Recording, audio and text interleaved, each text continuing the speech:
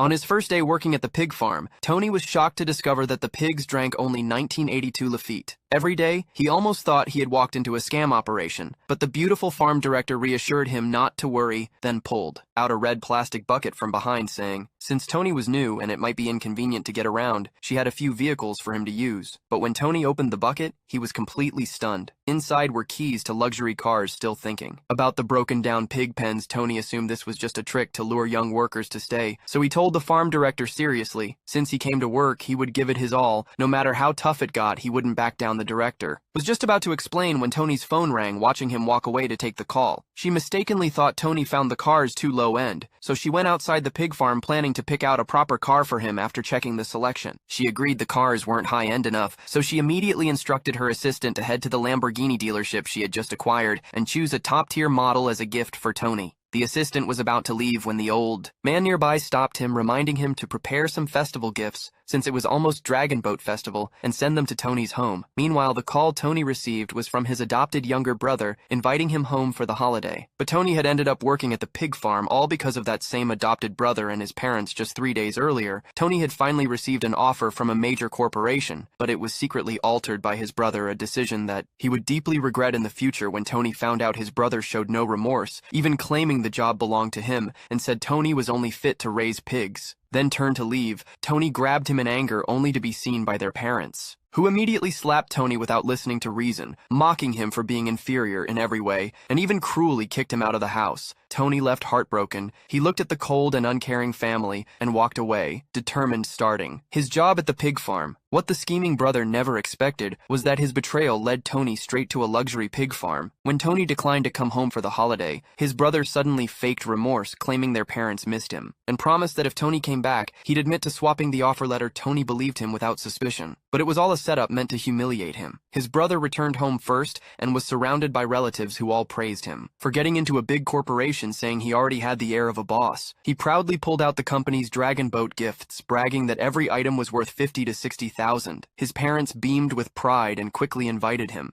to eat. Just then, Tony arrived but was met with disgust. His parents claimed one son was enough, leaving. Tony, stunned, his brother even handed him a small gift bag, deliberately trying to humiliate him. Tony immediately realized his brother's true intentions. Once exposed, his brother dropped the act and started provoking him. Tony grabbed him by the collar in rage, but his parents still sided with the younger son. Even after learning he had switched the offer letters, they told Tony to back down and said they would sever ties, because in their eyes, Tony was now just a